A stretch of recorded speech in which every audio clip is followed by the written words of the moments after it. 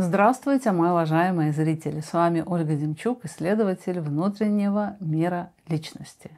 Сегодня мы с вами поговорим на тему, куда деваются наши желания и где нам их искать. Мы с вами разберем это на очень простом примере, на моем жизненном. Я как подопытный кролик, которого я наблюдаю, и вот эти все наблюдения я уже приношу непосредственно к вам обработанные. Итак, случай из моей жизни реальный. Я пришла в парикмахерскую, и когда парикмахер закрашивает свою седину, и когда парикмахер начал красить мне волосы, я почувствовала, как я засыпаю. Я была после плотного обеда, и в парикмахерской, несомненно, я не посплю, и я начала бороться с этим желанием и почувствовала, как в теле накопилось громадное количество напряжения. И если бы я не была психоаналитиком, я бы сказала, что у меня появилось много тревоги, когда хочется вскочить, куда-то бежать, и ты себя держишь, чтобы это не делать. Вот этот случай, он абсолютно простой, и на нем могло бы закончиться повествование. И обычный человек, он даже не понимает, что эта тревога, которая у него появилась, она из-за того, что он захотел спать, но в этих условиях это было невозможно. Он не рефлексирует на тему своих ощущений. И мы с вами, уже опытные исследователи, будем рефлексировать, потому что в этом маленьком случае можно увидеть всю нашу жизнь. Давайте разберем теперь опять этот случай, но более глубоко. Итак, я плотно поела и пришла в парикмахерскую.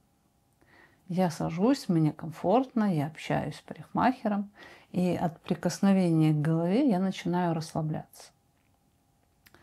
Мне тянет в сон, мне хочется лечь.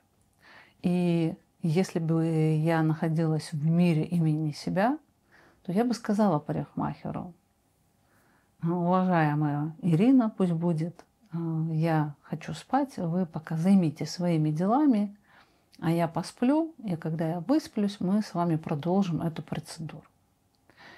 И если бы я была какой-то, не знаю, супербогатой женщиной, у которой парикмахер был бы в штате, и я была бы единственной клиенткой, я вполне могла бы так сделать. И я получила бы удовлетворение своему желанию. У меня было желание поспать, я поспала, и желание покрасить волосы, я их покрасила. И фактически мы с вами фантазируем о таком мире. Мире, где мы можем делать все, что нам хочется. Но мир не всегда готов сделать нас счастливыми, дать нам желаемое. И вот эта необходимость считаться с этим миром, оно вызывает у нас большое количество напряжения. Я могла бы, так сказать, парикмахеру: вы идите, займитесь своими делами, я посплю, потом вернемся к покраске моих волос. Но я это сделать не могу. Но желание уже у меня появилось. Оно появилось, потому что ночь в Киеве накануне была бессонная, был обстрел, я плохо спала. И это желание поспать было абсолютно физиологическое. И желание, оно выводится в сознании у здравомыслящего человека. Человек начинает понимать, что с ним происходит.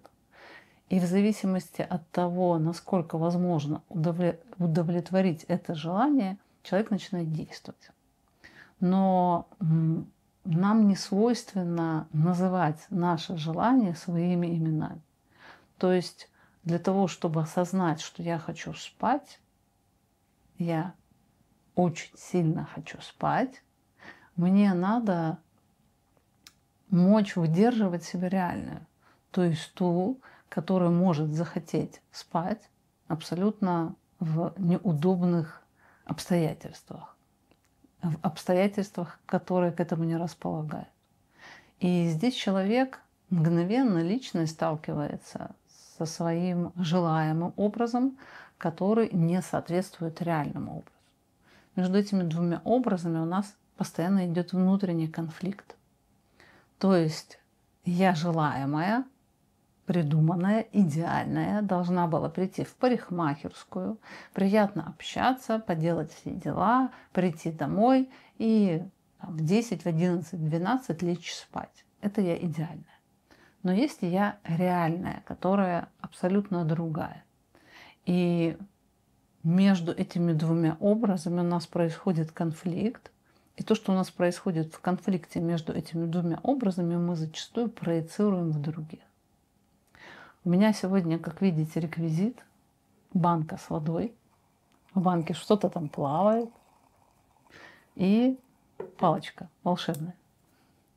Я буду ей разгадывать тайны. Вот я прихожу в парикмахерскую. Вот у меня начинает появляться желание. То есть желание, потребность – это выведение из равновесия моей системы. То есть та вода, которая была спокойной, она начинает немного вращаться. У меня появляются внутри определенные изменения. И это желание, которое появилось, желание спать, такое физиологическое, оно начинает кричать мне все громче и громче, если я на него не обращаю внимания, кричать все громче и громче о том, чтобы я его удовлетворила.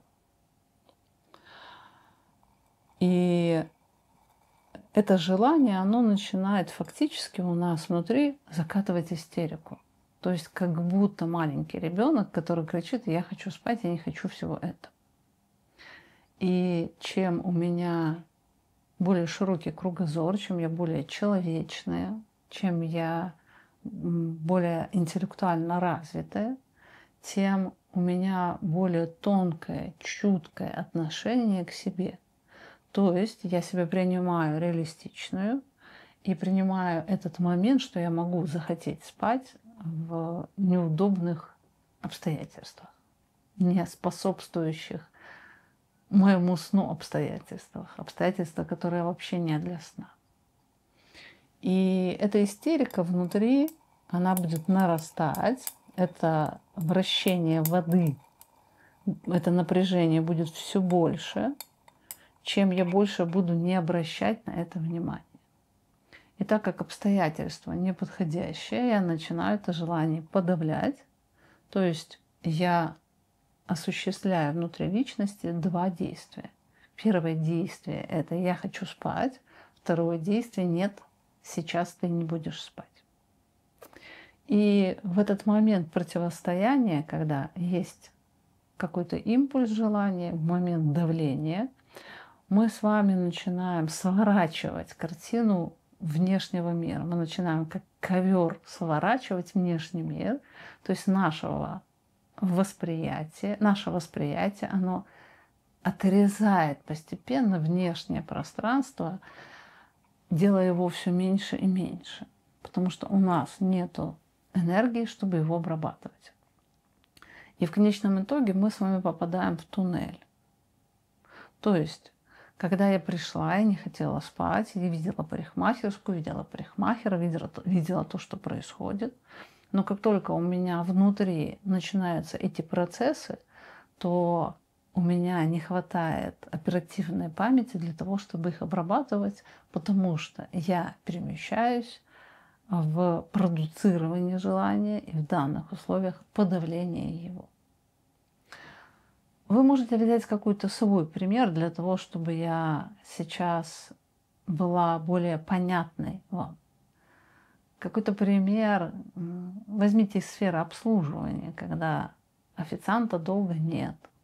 Или же вы делаете маникюр, я знаю, много женщин смотрят мой канал, и мастер делает что-то не так. Или же вы пришли в магазин, и продавец обслуживает как-то нас не так. У нас есть потребность, нам хочется ее удовлетворить, но она удовлетворяется не полноценно, не так, как нам хочется. И вот этот поток внутри, который запускается, вот это напряжение, которое нарастает, как я и сказала ранее, оно будет усиливаться, если мы не обращаем на это внимание.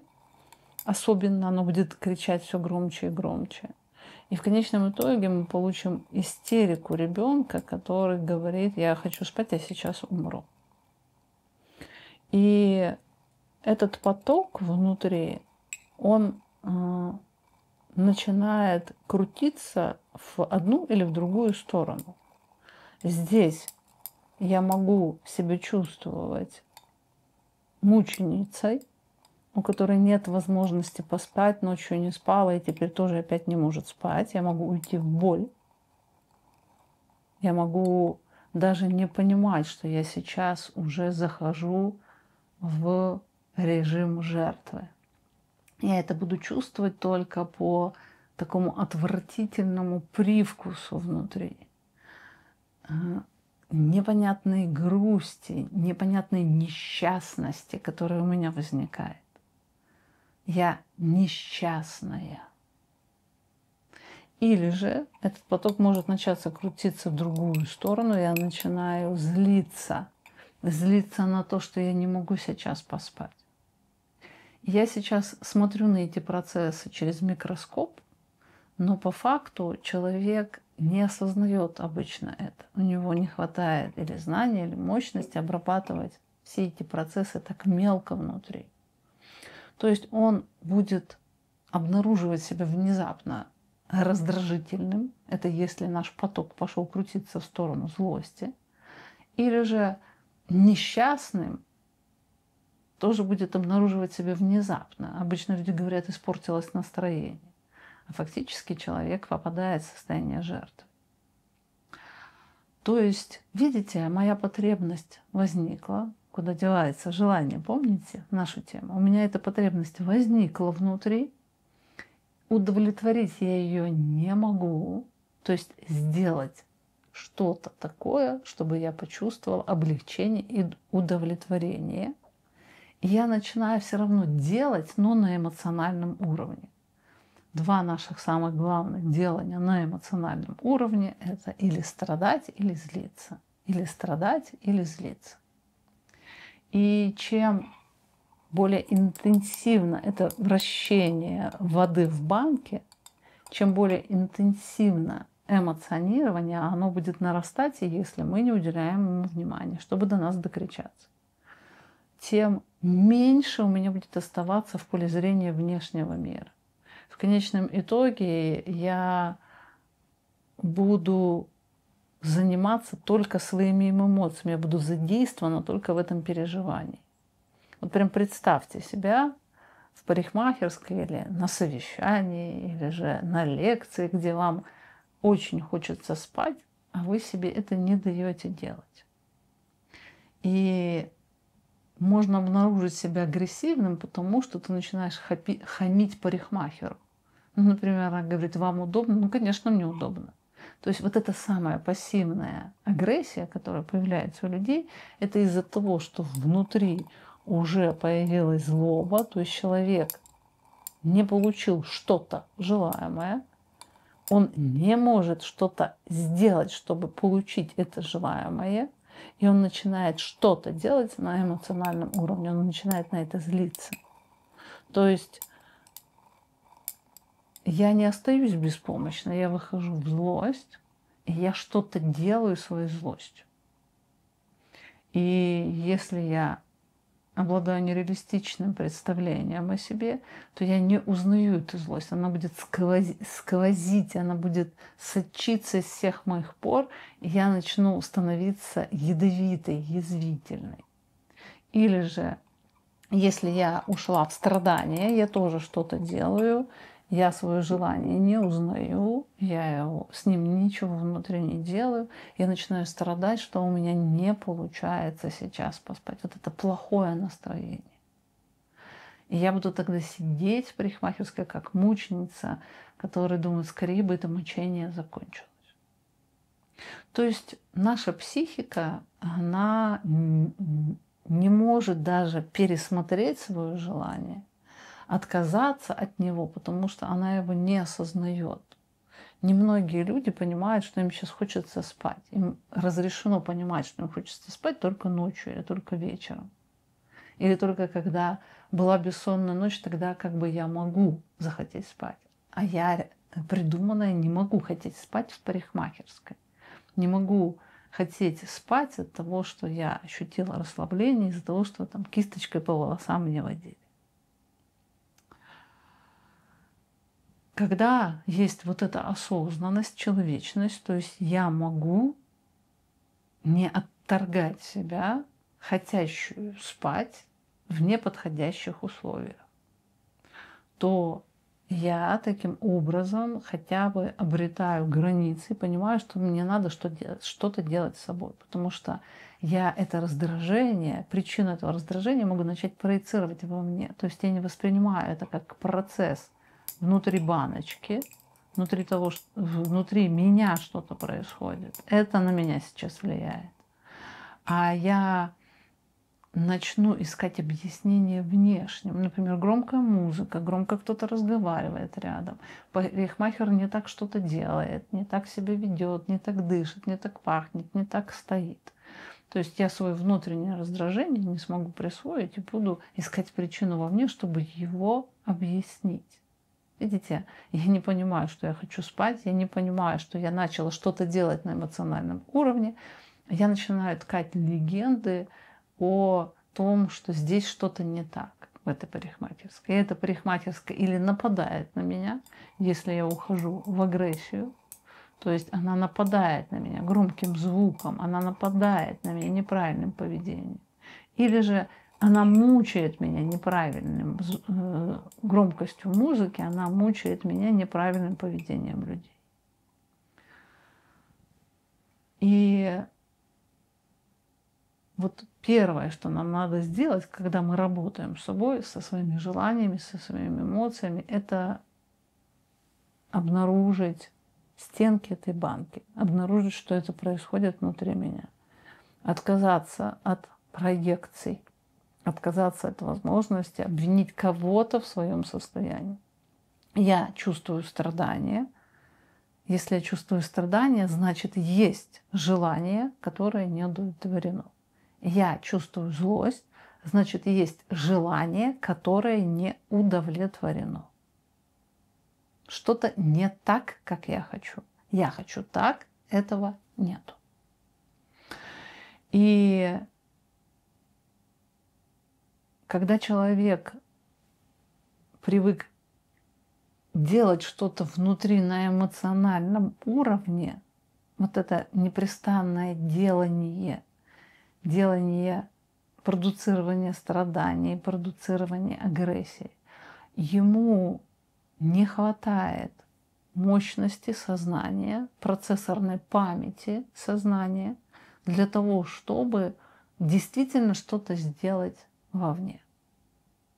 То есть это желание не отменить, признать, да, я могу среди дня хотеть спать, да, я сейчас раздражаюсь, вот это все мы присваиваем.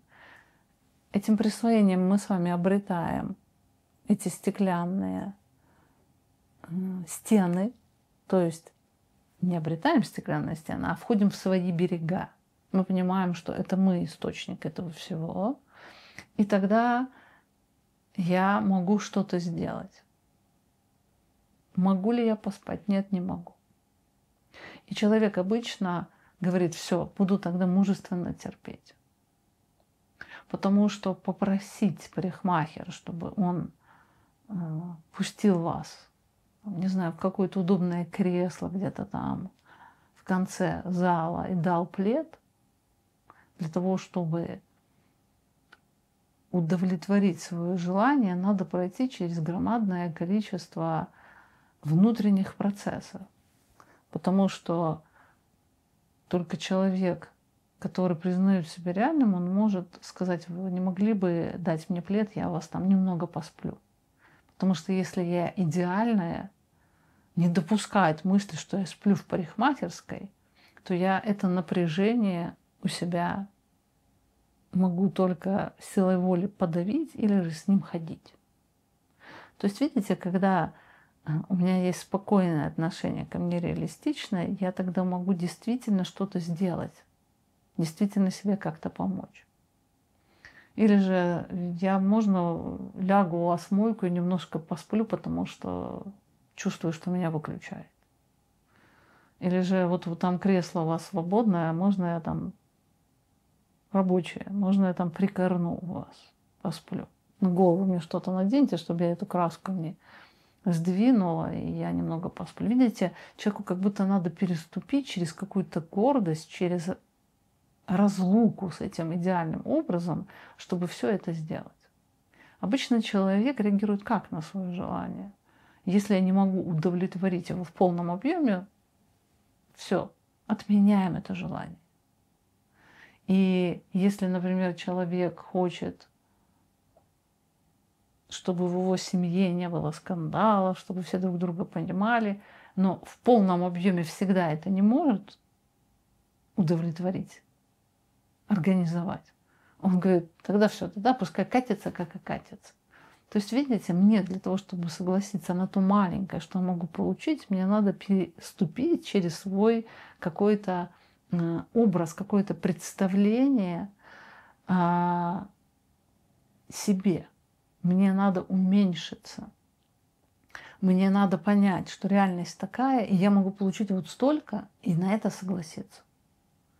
И помимо этого мне надо преодолеть внутри ощущение унижения, когда что они про меня подумают и так далее, и так далее. И мне надо это попросить у парикмахера, не унижаясь, объяснить ему так, чтобы он не подумал, что я сумасшедшая, ну, то есть вступить в контакт, объяснить, что сегодня была тяжелая ночь, я не выспалась, и мне надо хотя бы 15 минут поспать, потому что мне вечером ответственная встреча.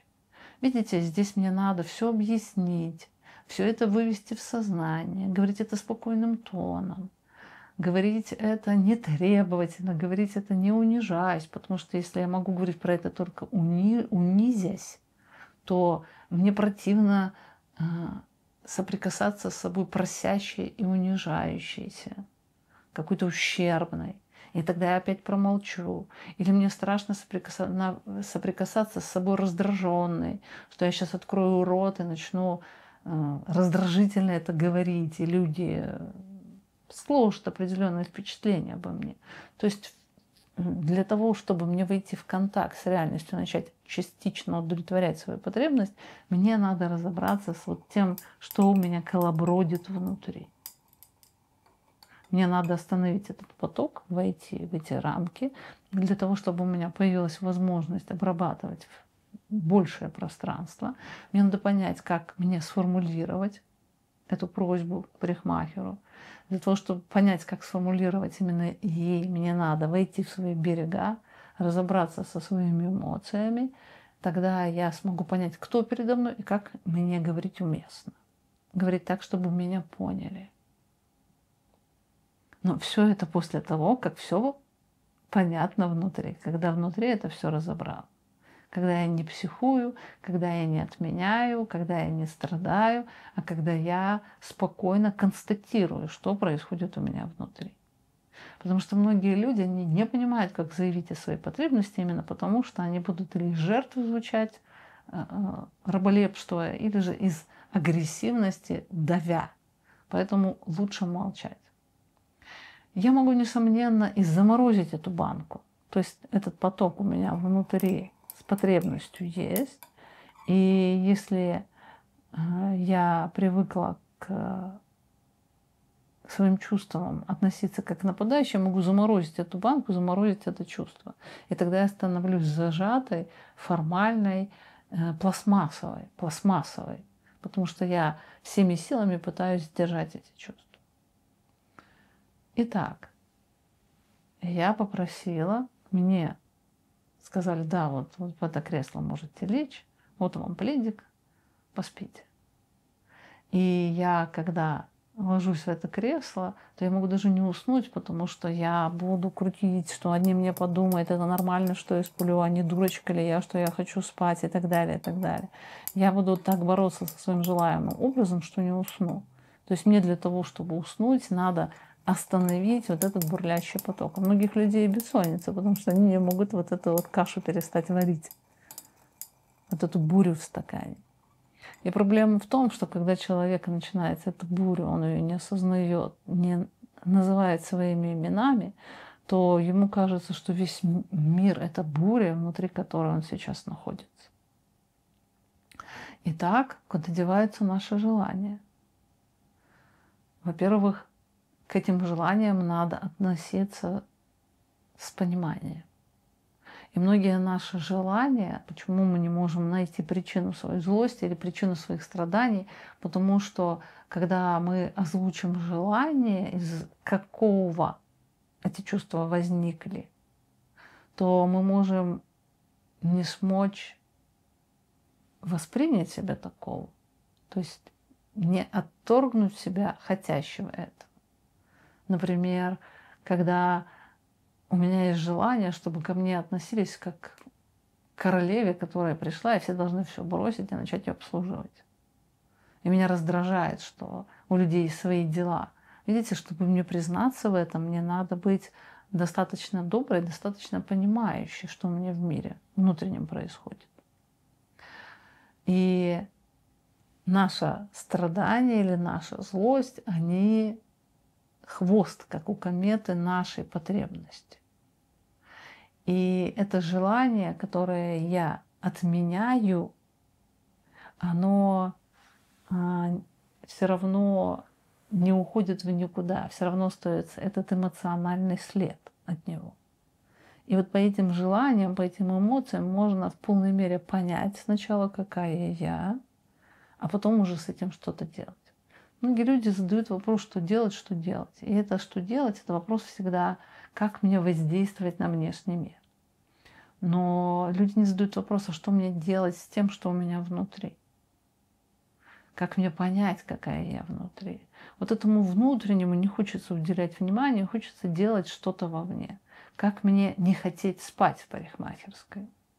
Как мне, захотев спать, объяснить это парикмахеру. И человек сосредоточен на этом действии, но он его не сможет сделать цивилизованно, уместно, пока он не разберется с тем, что внутри. Видите, все время себе хочется бросить, не разбираться в этой муте, не вдаваться в детали, уже начать что-то делать.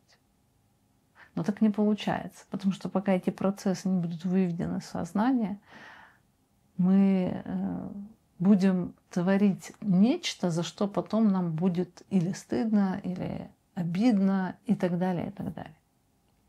Сейчас вернемся еще раз, куда деваются наши желания.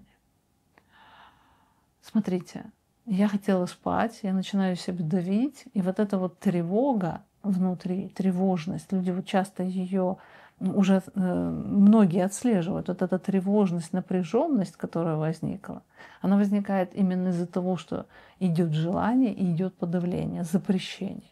То есть, когда возникает тревожность, было какое-то желание, которое вы остановили. То есть наша тревожность — это остановленное желание.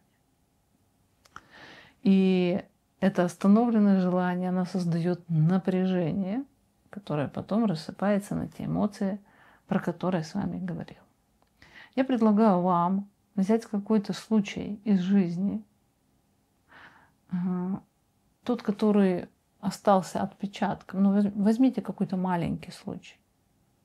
Вот из сферы обслуживания или из близкого какого-то контакта, но очень маленький случай. Вот умение мыслить в капле воды, оно очень полезно, потому что там легче разобраться, что происходило.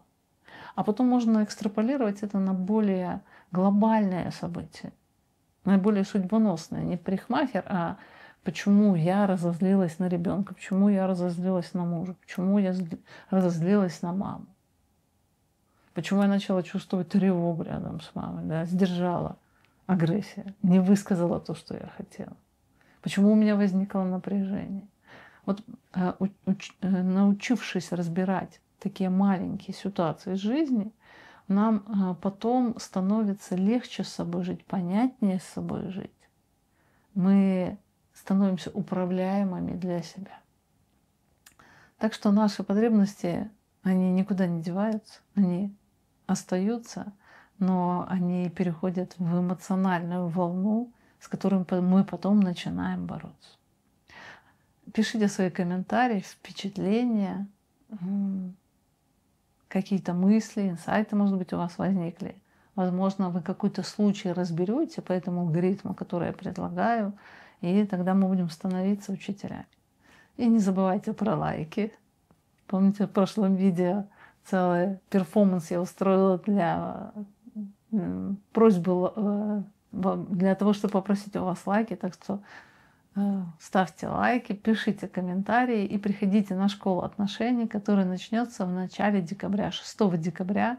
Там мы будем разбирать тоже такие маленькие случаи и учиться из них выходить достойными, мыслящими и человечными. Я с вами прощаюсь. До встречи.